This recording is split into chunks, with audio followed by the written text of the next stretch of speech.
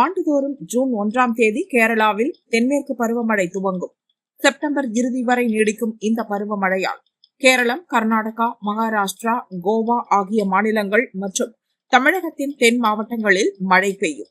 Pacific பெருங்கடலில் ஏற்பட்ட காலநிலை மாற்றம் காரணமாக இந்த ஆண்டு தென்மேற்கு பருவமழை துவங்குவதில் சற்று கால தாமதம் ஏற்பட்டது. இந்நிலையில் கேரளாவில் இன்று முதல் பருவமழை துவங்கியதாக வானிலை ஆய்வு மையம் அறிவித்துள்ளது. தென்கிழக்கு அரபிக்கடல் வான்பரப்பில் அடர்ந்த மேகங்கள் காணப்படுவதால் அடுத்த 6 நாட்களில் கேரளம் முழுதும் மழை பரவலாகும்.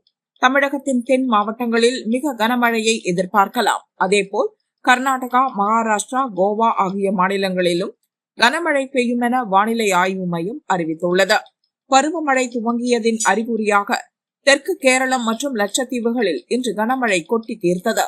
இதன் எதிரொலியாக கன்னியாகுமரி, நீலகிரி, கோவை மாவட்டங்களின் ஓரிரு இடங்களில் நாளை கனமழைக்கான ஆரஞ்சு அலர்ட் விடுக்கப்பட்டுள்ளது.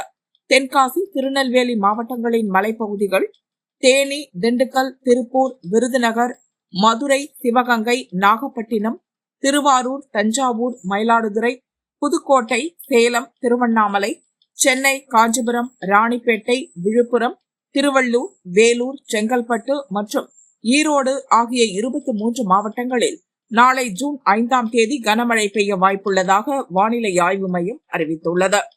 தமிழகத்தின் கடலோர மாவட்டங்கள், மன்னார் வளைகுடா மற்றும் குமரி கடல் பகுதிகளில் இன்று முதல் ஜூன் 8ஆம் தேதி வரை மணிக்கு 50 கிலோமீட்டர் வேகத்தில் சூறைக்காற்று வீசும். எனவே இப்பகுதியில் உள்ள மீனவர்கள் கடலுக்கு செல்ல வேண்டாம் என அறிவுறுத்தப்பட்டுள்ளனர்.